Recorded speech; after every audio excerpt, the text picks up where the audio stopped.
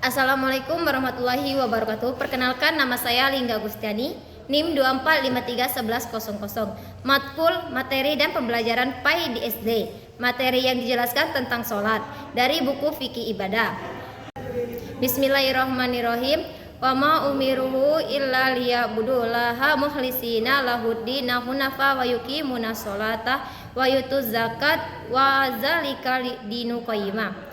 Yang artinya, padahal mereka tidak disuruh kecuali supaya menyembah Allah dengan memurnikan ketaatan kepadanya dalam menjalankan agama yang lurus, dan supaya mereka mendirikan sholat dan menunaikan zakat, dan yang demikian itulah agama yang lurus. Quran Surah Al-Bayyinah ayat 5. Asbabun Nuzul Quran Surah Al-Bayyinah ayat 5. Surah Al-Bayyinah secara umum turun untuk melaksanakan sikap orang-orang ahli kitab dan kaum musyrik yang menolak kebenaran meskipun telah datang bukti yang nyata, yaitu Nabi Muhammad SAW dan Al-Quran. Ayat kelima menjelaskan bahwa sebenarnya Allah tidak memerintahkan sesuatu yang rumit kepada mereka. Mereka hanya diperintahkan. Yang pertama itu pengertian dan kewajiban sholat. Secara bahasa, sholat berarti doa. Karena memang bacaan sholat lebih banyak unsur doa. Prinsip sholat secara istilah adalah ibadah yang mengandung perkataan dan perbuatan tertentu, dibuka dengan takbir dan diakhiri dengan salam. Sholat adalah ibadah yang mulia. Pertama diwajibkan Allah Subhanahu wa Ta'ala. Kemudian setelah itu datangnya perintah melaksanakan ibadah, puasa, zakat, dan haji. Semua ibadah diperintahkan karena Rasulullah SAW dengan perintahnya, dengan datangnya wahyu. Tujuan dan kedudukan sholat. Tujuan dan kedudukan sholat. Mengerjakan sholat adalah sebagian mewujudkan dalil, yakni yang telah ditanamkan di dalam haji orang yang mengerjakannya, dan menjadi bukti bahwa ia meyakini bahwa dirinya sangat tergantung kepada Allah. Oleh karena itu, seorang berusaha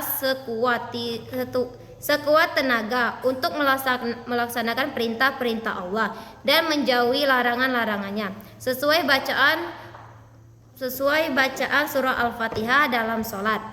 Tunjukkanlah kepada kami, wahai Allah, jalan yang lurus, yaitu jalan orang-orang yang telah Engkau anugerahkan nikmat kepada mereka yang sesat. Selanjutnya itu cara melaksanakan sholat. Sholat dipandang dengan memenuhi syarat-syarat dan rukun-rukun, melepas dari hal-hal yang membatalkan sholat. Cara-cara pelaksanaan sholat secara rinci tidak disebutkan dalam Quran. Al-Quran hanya menyebutkan sepintas tentang rukun sholat dan duduk mengucapkan. Al-Quran hanya menyebutkan sepintas tentang rukun, sujud, dan duduk mengucap takbir, tasbih, tahmid, dan zikir. Syarat-syarat sholat adalah sesuatu yang harus diketahui dan dilakukan sebelum pelaksanaan sholat. Terpenuhi dan tidak terpenuhi, maka sholat dikerjakan tidak sah.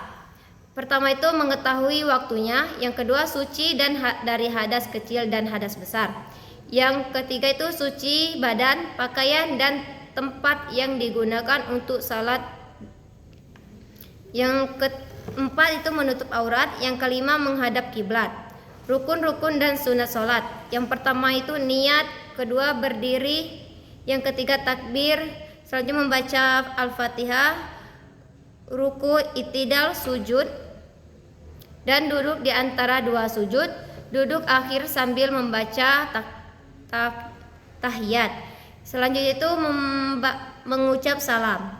Mungkin itu saja yang dapat saya sampaikan. Lebih dan kurangnya saya mohon maaf. Saya akhiri. Wassalamualaikum warahmatullahi wabarakatuh.